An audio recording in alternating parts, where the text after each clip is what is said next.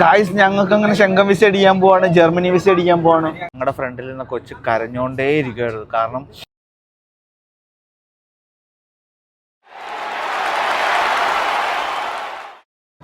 Guys അങ്ങനെ നമ്മളെ ജർമ്മനിയിലോട്ട് ഇറക്കുവാണ്. വണ്ടിയിൽ നിന്ന് എടുക്കൂല. ആകെ 3 ദിവസത്തേക്ക് വേണ്ടി വന്നു. ഇനി ഒരു ദിവസം ഇപ്പോൾ ജർമ്മനി കിടക്കേണ്ടി വന്നു ഹോട്ടലിൽ. പക്ഷെ അവർ നമ്മളെ മോണിറ്റർ ചെയ്യുന്നൊക്കെയാണ് പറയുന്നത്. നമുക്ക് ജർമ്മനിയിൽ ഇറങ്ങാനൊന്നും പറ്റുമെന്നില്ല. അപ്പോൾ എല്ലാവരും ആൾക്കാരൊക്കെ എൻ്റെ അവിടെ ഫുള്ള് സെറ്റായിട്ട് ഇറങ്ങി. അങ്ങനെ ഞങ്ങളെല്ലാവരെയും ബസ്സിൽ കയറ്റി. അപ്പോൾ ഞങ്ങൾ ബസ്സിൽ കയറുവാണ്. നിങ്ങളത് ഗോപി, മായ ഓടി വന്നിട്ട് സ്ഥലം പിടിക്കാൻ വേണ്ടി. ചെങ്ങനെ അടിക്കോ? പിന്നെ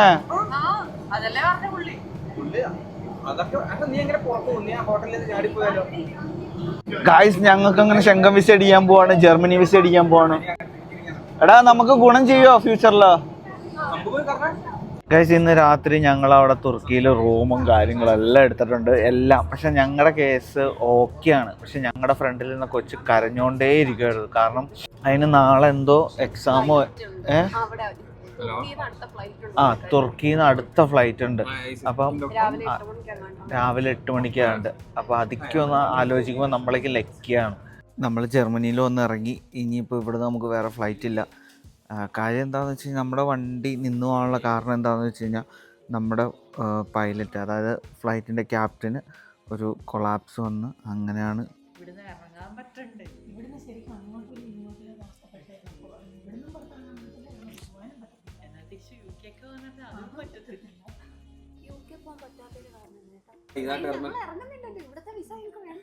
അല്ലല്ലോ, നിനക്ക് നിന്റെ ലഗേജോ അല്ലെ നിന്റെ കാര്യം, നീ ഇവിടുന്ന് ടിക്കറ്റ് എടുത്ത് വാലിഡായിട്ട് ഒരു ബോർഡിംഗ് പാസ് മേടിക്കാൻ തന്നെ നിനക്ക് പോകാൻ പറ്റത്തില്ല. നമ്മൾ വെയിറ്റ് ചെയ്യുന്നതല്ല. ഇപ്പൊ ഇവിടെ നിന്നാലും UK കൂടത്തല്ല അവിടെ ഡെസ്റ്റിനേഷൻ. No update brother. അല്ല, അങ്ങനെ ഒരു ഇംഗ്ലീഷ് പടം ഉണ്ട് എയർപോർട്ടിൽ തന്നെ കിടക്കണം ഒരാള്. എന്നായിരുന്നു ആ പടത്തിൻ്റെ ഒരു പടമുണ്ട്, എയർപോർട്ടിൽ ഒരാൾ പെട്ടുപോയിട്ട് 1 മാസം അവിടെ തന്നെ കിടക്കണത്. 1 മാസം ലീവില്ലാതെ എൻ്റെ ഷിഫ്റ്റ് ക്യാൻസൽ ആയി പോകും. മിലേങ്ക എന്താ പറഞ്ഞ കോമ്പൻസേഷൻ കിട്ടിയിട്ട് നമ്മൾ ബാഗിലാക്കി കൊണ്ടുപോകുന്നു.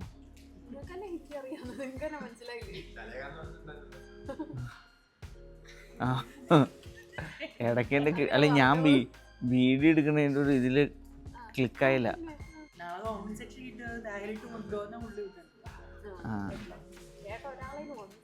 മായാജിയുടെ ഒരു അറിവ് ഗൈസ്. അപ്പോൾ ഞങ്ങൾ ഇന്നത്തെ രാത്രി ജർമ്മനി എയർപോർട്ടിൽ ഞങ്ങൾ കിടന്നുറങ്ങാൻ പോവാണ് ഗൈസ്. അപ്പോൾ നമ്മൾ ഇന്നലെ രാത്രി എയർപോർട്ടിൽ കിടന്നുറങ്ങിയത് രാവിലെ എണീറ്റു. അപ്പോൾ ഈ ഡെയിലിനെ എയർപോർട്ടാണ് ഇപ്പോൾ നമ്മുടെ വീഡിയോ പോയിക്കൊണ്ടിരിക്കുന്നത്. ഓക്കെ, നമ്മുടെ ഇപ്പോൾ ഇവരെല്ലാവരും ഉണ്ട്. ജേർണീനെ പറ്റി എന്നാടി പറയാനുള്ള? നല്ല ജേർണി പറയാൻ പറ്റൂല. ഇതുവരെ എങ്ങോട്ട് ഇനിയും പോകുന്നൊരു പിടുത്തവും ഇല്ലാണ്ട് നിൽക്കുന്ന വഴിപോക്കരാണ് നമ്മൾ. ആദ്യത്തെ എക്സ്പീരിയൻസ് ആട്ടോ. മനുഷ്യനല്ലേ, ജീവിതമല്ലേ, എല്ലാം സഹിക്കണ്ടേ. നമ്മളൊരു 3 മണിക്കൂറൊക്കെ എയർപോർട്ടിൽ ഇങ്ങനെ ഇരുന്നിട്ടുണ്ട്. നമ്മളിത് ആദ്യമായിട്ടാണ്. ഈ 3 നമ്മള് എത്തിഹാദ് എയർവേസ് എടുത്തപ്പോൾ 4 മണി 6 മണിക്കൂർ ഇരുന്നു. അത് നമുക്കിപ്പോൾ ഒരു ഫ്ലൈറ്റ് വരുമെന്ന് നമുക്കൊരു ഉറപ്പുണ്ട്. ഇതാകുമ്പോൾ ഏത് ഫ്ലൈറ്റ് എങ്ങനെ വരുമോ എന്നൊരു സംശയത്തിലാണ്. എന്താ പറയാനോ? അവക്കാടോ നല്ലതായിരിക്കുമോ? മറ്റേത് മുഴുവൻ പച്ചല മാത്രമാണ്. എന്നാ പറ നീ എന്നാ മേടിക്കണോ? എന്നാ ഓർണം അവനക്ക് കൊടുക്കടി. എന്നിട്ട് നമുക്കൊരു ക്യാപ്പിച്ചിനോ കൂടെയും പറ. ഏതിൻ്റെ കാർഡ് വെക്കാനാ? സ്റ്റാർലിങ്ങാ, ബാർക്ലേസ്? വെച്ചോ. എത്ര പിടിക്കേണ്ടത് നിങ്ങളുടെ നോക്കട്ടാ. പിന്നെ ഇപ്പോൾ ഒരു കാര്യമുള്ളത് എന്താണെന്ന് വെച്ച് കഴിഞ്ഞാൽ നമ്മൾ കഴിക്കണ കാശെല്ലാം ഇപ്പോൾ റീഫണ്ട് കിട്ടും. അങ്ങനെ ഒരു ഗുണമുണ്ട്. അതുകൊണ്ട് നമ്മൾ ബില്ലും കാര്യങ്ങളെല്ലാം ബില്ലെടുത്ത് വെക്കണം. നമ്മൾ വായം കൊണ്ട് പറഞ്ഞിട്ട് കാര്യമില്ല, പിടിവാശി പിടിച്ചിട്ടൊരു കാര്യമില്ല, ഒന്നും നടക്കൂല. അല്ല, അതൊരു എമർജൻസി ലാൻഡിങ് ആയതുകൊണ്ടല്ലേ, വല്ലതും സംഭവിച്ചില്ലല്ലോ ഭാഗ്യത്തിന്. ഇന്നവർ പറഞ്ഞു, സപ്പോസ് ഞാൻ ഇന്നലെ രാത്രി അവർ ബോർഡർ പോലീസ് സംസാരിക്കുന്നത് കേട്ടതാണ്. ഇനിയിപ്പം നമുക്ക് ഫ്ലൈറ്റ് ക്യാൻസൽ ആവുകയാണെങ്കിൽ അവർ എമർജൻസി വിസ തരും. ഹായ് ഫ്രണ്ട്സ്, അബീസ്വിക്കയുടെ പുതിയ വീഡിയോയിലൂടെ എല്ലാവർക്കും സ്വാഗതം. അപ്പം ഇന്ന് നമ്മൾ ചെയ്യാൻ പോകുന്ന ഒരു വീഡിയോ എന്ന് വെച്ച് കഴിഞ്ഞാൽ, കഴിഞ്ഞ ഒരു ദിവസമായിട്ട് ഞാൻ ജർമ്മനിയിൽ പെട്ട് കിടക്കുവാണ്. ഇന്നലെ ഞാൻ ജർമ്മനിയിൽ വന്നതാണ്. ഇന്നലെ എന്ന് പറയുമ്പം 27 ഫെബ്രുവരി വൈകുന്നേരം 4 മണിക്ക് ഞാനിവിടെ ഇറങ്ങിയതാണ്. ഇനി എനിക്ക് 28 വൈകുന്നേരം 2 മണിക്കാണ് പോകാൻ പറ്റുള്ളൂ.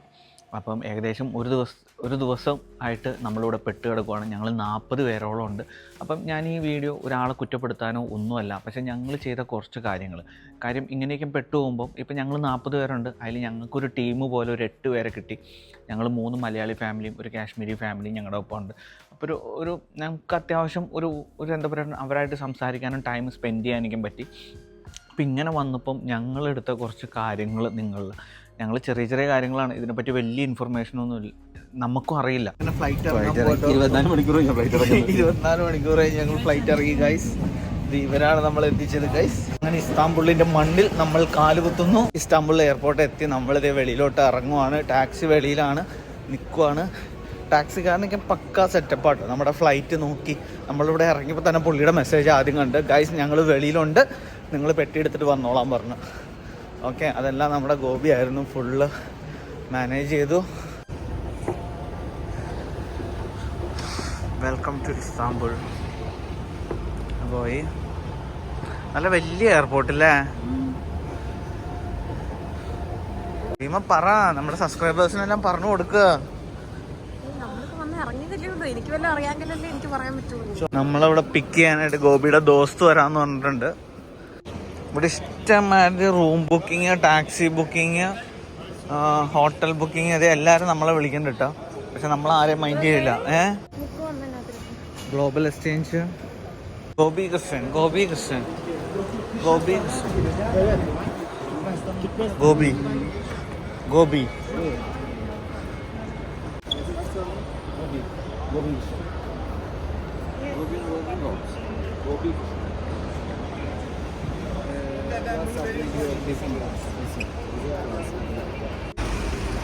ഗൈസ്. അങ്ങനെ നമ്മുടെ വണ്ടി വന്നു. നമ്മുടെ വണ്ടി ഇതാണ്. ഈ വണ്ടിയിലാണ് നമ്മൾ പോണത്. എടാ ബാഗ് കൊടുക്കണോ? ലാപ്ടോപ്പ് ഉണ്ട്. Brother, can I sit in the front? Excuse me, can I sit in the front? Yeah. Oh, നന്നായിരിക്കും.